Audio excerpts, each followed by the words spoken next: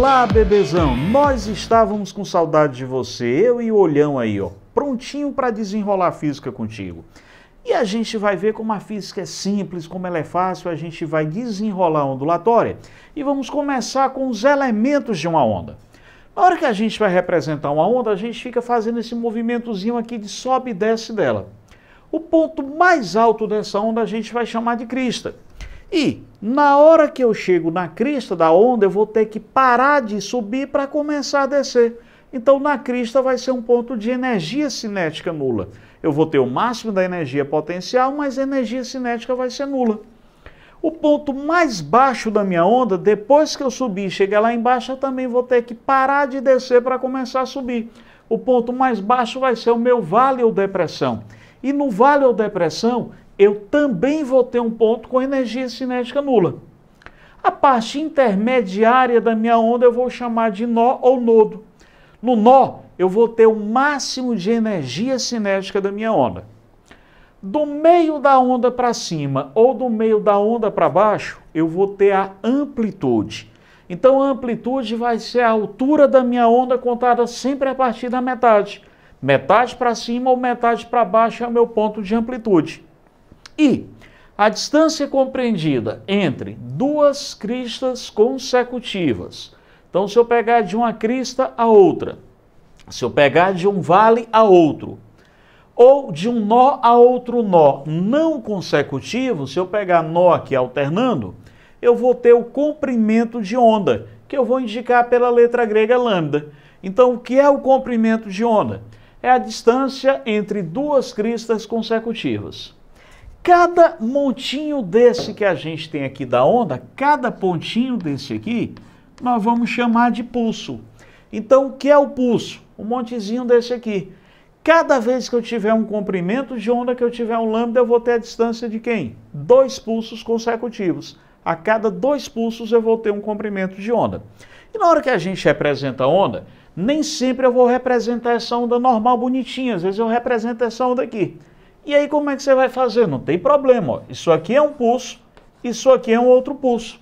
Então a distância entre 2 pulsos consecutivos está me dando também quem? Um comprimento de onda. Legal, não é simples os elementos de uma onda? Agora vamos lá. Na hora que a gente representa a onda, você vai ficar dando uma olhadinha no eixo X, no eixo da horizontal. Que unidade é que ele está dando para mim? Quando eu represento a onda, ele pode estar me representando a distância, que pode ser em metros, centímetro, milímetro, qualquer unidade de distância. No eixo da horizontal também pode vir o tempo em segundos. Ou no eixo não pode vir nenhuma unidade, nenhuma grandeza. E aí como é que eu vou interpretar isso, bebezão? É simples, vem cá. Quando ele estiver me dando distância, a distância ele vai ser a característica da indicação do comprimento de onda. Então, quando tu tiver a distância entre 2 pulsos consecutivos, você vai ter a representação de um comprimento de onda. Agora, se a gente tiver o tempo em segundos, o que é que ele vai estar me representando? O tempo em segundos, ele vai me estar representando qual é o tempo necessário para que um comprimento de onda passe. E esse tempo necessário para que a gente tenha um comprimento de onda, ou seja, para que a gente tenha uma oscilação, nós chamamos de período. Então, quando a unidade estiver marcando uma unidade de tempo, segundo, minuto, hora, você está tendo a indicação do período. Então, a mesma distanciazinha de 2 pulsos consecutivos, que quando eu tinha uma unidade de comprimento, me representava o comprimento de onda, o lambda, agora essa grandeza vai estar me representando o período, o tempo gasto para que a gente tenha uma oscilação. Poxa, e se não tiver nenhuma unidade, bebezão, o que é que isso aqui vai me indicar? O número de oscilações. Então, essa distância aqui vai ser o N, vai ser a quantidade de oscilações que eu tenho. Lembra que cada 2 pulsos, cada 2 sementinhas dessa destacada aqui, eu vou contar como sendo uma oscilação. Então, se o eixo me der distância em metros, comprimento de onda. Se o eixo na horizontal estiver me dando uma unidade de tempo, eu tenho a indicação do período. Se eu não tiver unidade, eu vou ter o número de oscilações. E aí, quais são as grandezas envolvidas? A frequência. A frequência seria o quê? O tanto de vezes que uma grandeza se repete. Por exemplo, qual é a frequência com que você escova os dentes por dia? Você vai escovar os dentes tantas vezes por dia. O número de vezes por dia é o que eu vou chamar de frequência. Então, frequência é o número de oscilações, é o número de vezes que o evento se repete no intervalo de tempo. Já o período é o inverso. O período é o tempo que é necessário para que uma oscilação ocorra. Então, o período já vai ser quem? O tempo pelo número de oscilações.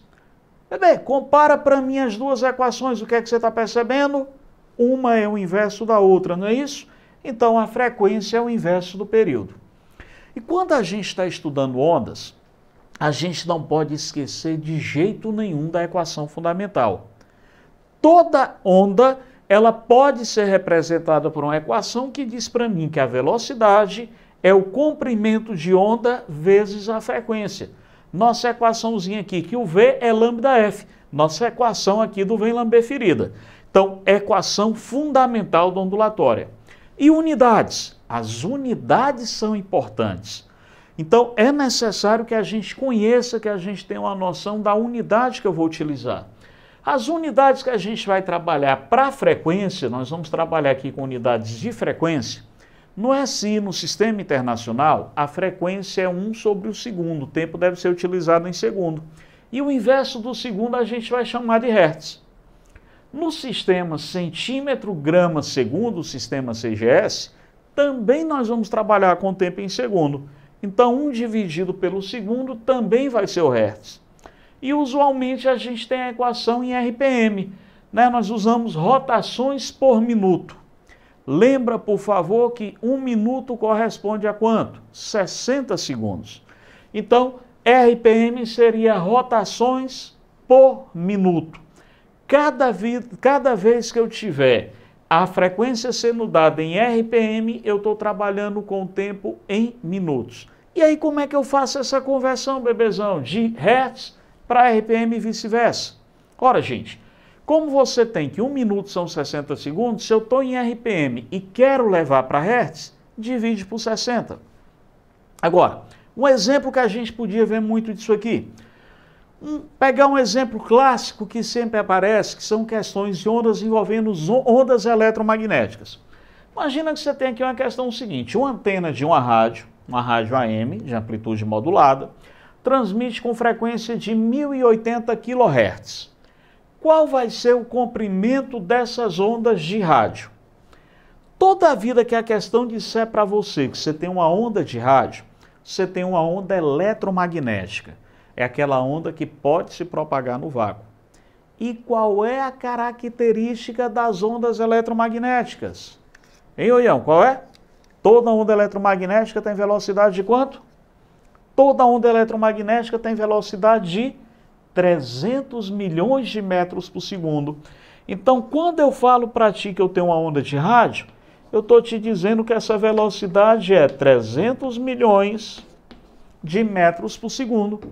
Ora, vou pegar a equação aqui fundamental, vem lamber ferida, e aí quem é que vai ser meu comprimento de onda? O comprimento de onda vai ser a velocidade, 300 milhões de metros por segundo, dividido pela frequência. Agora, o prefixo quilo, ele representa 1000, representa 10 à terceira. Então aqui eu tenho 1080 vezes 10 à terceira hertz. Vamos botar isso aqui para notação científica? A gente vai criar a vírgula bem aqui atrás do 1. Eu criei 3 casas. 3 casinhas decimais que eu criei, com mais 3 daqui eu vou ter 6.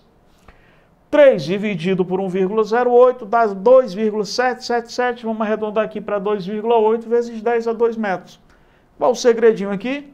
Lembrar da equação fundamental do vem lamber ferida e lembrar que toda onda de rádio é uma onda eletromagnética que vai ter velocidade constante de 300 milhões de metros por segundo. Não é simples? Estou te aguardando para o próximo encontro para a gente desenrolar mais uma vez a física.